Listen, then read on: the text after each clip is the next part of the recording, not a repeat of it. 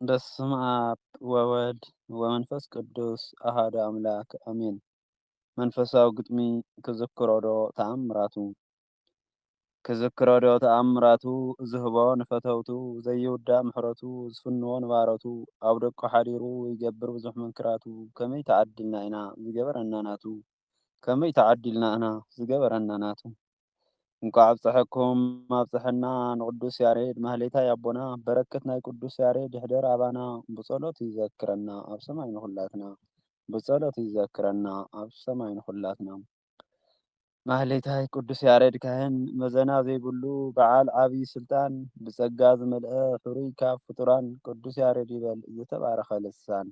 ቅዱስ ያሬድ ይበል ዝተባረኸ ልሳን በዛ ለመዓልቲ ዓብይ በዓሉ ፈጣሪ መሪጹ ወሲድዎ ናብ ባዕሉ ካብዛ ዓለም ተፈልዩ ንሰማይ ተሰዊሩ እንከይሞተ ብሂወት ብሔረ ሕያዋን ነቢሩ እንከይሞተ ብሂወት ብሔረ ሕያዋን ነቢሩ ካብ ኣቦ ይስሐቅ ኣዲኡ ክርስትና 5 ሚያዝያ ተወሊዱ ያሬድ ኣቦና ኣብ ኣኽሱም ተወሊዱ መርኣያ ኮይኑና ቅዱስ ያሬድ ዝሃበና ይመስገን ኣምላኽና ቅዱስ ያሬድ ዝሃበና ይመስገን ኣምላኽና። ካብ 7 ዓመቱ ደኽቲሙ ዝዓበየ ኣቦና ይስሐቅ ሓዲግዎ ምስ ተፈለየ እታ ርህርህቲ ኣዲኡ ተኸናኺና ኣጎበዘቶ ትምህርቲ ክመሃር ግና ናብ ኣኮ ለኣኸቶ ትምህርቲ ክመሃር ግና ናብ ኣኮ ለኣኸቶ ኣኮኡ ጌዴዎን ተቐበሎ ብሓደራ ትምህርቲ ጀመረ ን7 ዓመት ብዘይ መከራ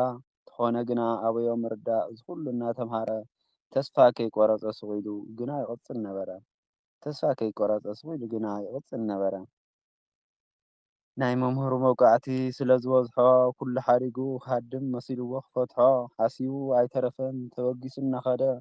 እግዚኣብሔር ግና ኣይሓደጎን ቀቂልሙ ኸደ እግዚኣብሔር ግና ኣይሓደጎን ቀቂልሙ ኸደ እግዚኣብሔር ድንቂ እዩ ስራሑ ክምህሮ ደልዩ ስወሰዶ ናብ ቆጽሊ ኣምሪሑ ደኺምዎ ኸዕርፍ ናብቲ ኦም ጽግዕ ኢሉ ረኣየ ኣብኡ ኮፍ ኢሉ ግና ኣዒንቱ ዝሕንዝሕ በኸየ ንብዓቱ ዝሓስስ ኣምላኽ ግና ምስኡ ነይሩ ዘይተፈለየ ንብዓቱ ዝሓስስ ኣምላኽ ግና ምስኡ ነይሩ ዘይተፈለየ ንቅዱስ ያሬድ ጻጸ ኣርኣዮ ብድንቂ ስራሑ እቲ ጻጸ ተደጋጋሚ ወፂኡ መንገዱ መሪሑ ክወፅእ ክብል ካብ ፍርቂ ተመሊሱ ከምኡን እናበለ ድማ 6 ግዜ ተበጊሱ 7ይ ግዜ ግና ዝደለያ በፂሑ ተዓጊሱ 7ይ ግዜ ግና ዝደለያ በፂሑ ተዓጊሱ ቅዱስ ያሬድ ተዓዘበ ትዕግስቲ ኣገዳሲት ምዃና እግዚኣብሔር ኣምሂርዎ ኣብቱ ጻጽ ሓዲሩ ንኣቦና ብዘይ ምዕጋሱ ምዃኑ ትምህርቲ ሓዲጉ ዝተፈለየ ተሓጒሱ ፍረታኦም ክበልዕ እቱ ጻጸ ምስ ረኣየ ተሓጒሱ ፍረታኦም ክበልዕ እቱ ጻጸ ምስ ረኣየ እግዚኣብሔር ንቅዱስ ያሬድ ብጻጸ ምሃሮ ተስፋ ምቑራጽ ከም ዘይግባእ እውን ኣዘከሮ ቅዱስ ያሬድ ድሕሪ ብዙሕ ሓዘን ብኽያትን ናብ መምህሩ ተመሊሱ ይቕረታ ክፍትን ናብ መምህሩ ተመሊሱ ይቅርታ ክፍትን የቕረታኡ ተቐቢሎም ከም ብሓድሽ ደስ እናበሎም መንፈሳውነቱ ክሕድሽ መሃርዎ ኩሉ ትምህርቲ ክርስቶስ ቅዱስ ያሬድ እውን ጀመረ ብሓጎስ ቅዱስ ያሬድ እውን ጀመረ ብሓጎስ 7 ዓመት ምርዳእ ኣብይዎ ዝነበረ ኣብ ሓንቲ መዓልቲ ግና ኩሉ ተምሃረ መጽሓፍ ቅዱስ ኩሉ ኣብ ልቡ ሰፈረ እግዚኣብሔር ይመስገን ድንቂ ስራሑ ዝገበረ እግዚኣብሔር ይመስገን ድንቂ ስራሑ ዝገበረ እግዚኣብሔር ድንቂ ስራሑ ሰርሐ ልቦና ያሬድ ከፊቱ ናብ ጽቡቕ ኣምርሐ ንቅዱስ ያሬድ ልዕሊ ሰብ ክኾን ገበሮ ናብ ሰማይ ምስጢር እውን ገሊጹ ነገሮ ናይ ሰማይ ምስጢር እውን ገሊጹ ነገሮ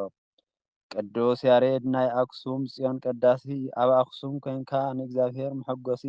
ብዘመኻ መዝሙርካ ንቆስሊ ፈዋሲ ብትሕትና ንእግዚኣብሔር ብኩሉ ወዳሲ ብትሕትና ንእግዚኣብሔር ብኩሉ ወዳሲ ያሬደይ ያሬደይ ክብለካ ብኩሉ ህይወተይ ኣብ ሰማይ ኮንካ ምርሐኒ መንገደይ ክኽተል ኣሰርካ ጎይታ ክፈቅደለይ ኣብ ጸሎትካ ዘክረኒ ሓደረኻ ኣብ ቅድሚ ኣዶናይ ኣብ ጸሎትካ ዘክረኒ ሓደረኻ ኣብ ቅድሚ ኣዶናይ ብጸጋ ዝተመልአኻ ቅዱስ ያሬድ ማህሌታይ ንኣምላኽ ትውድስ ዝበለጸ ዘማራይ ኣመስጋኒ ክኸውን ከመኻ ዓድለኒ ጸጋ ፈጣሪየ ከመስግን ብዝተኸፈለኒ ዋጋ ፈጣሪየ ከመስግን ብዝተኸፈለኒ ዋጋ እስከ ህይወት ቅዱስ ያሬድ ነስተውዕሎ ብትዕግስቱ ናይ ሰማይ መሳልል ተዓደሎ ክብረትን ጸጋን ረኺቡ ኣብ ዓለም እንከሎ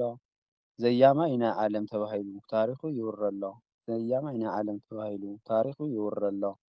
ማህሌታይ ያሬድ መምሃሪ ኩልና ዝኾነ ተኾነ ተስፋ ከይቆረጽና ኣብ ሙሉእ ህይወትና እናተደሰትና ንንበር ዳኢ ኣሕዋተይ ኣምላኽና ኣሚንና ንንበር ዳኢ ኣሕዋተይ ኣምላኽና ኣሚንና ኣሜን። ወስብሐት ለእግዚአብሔር ልዑል ወለወላዲቱ ድንግል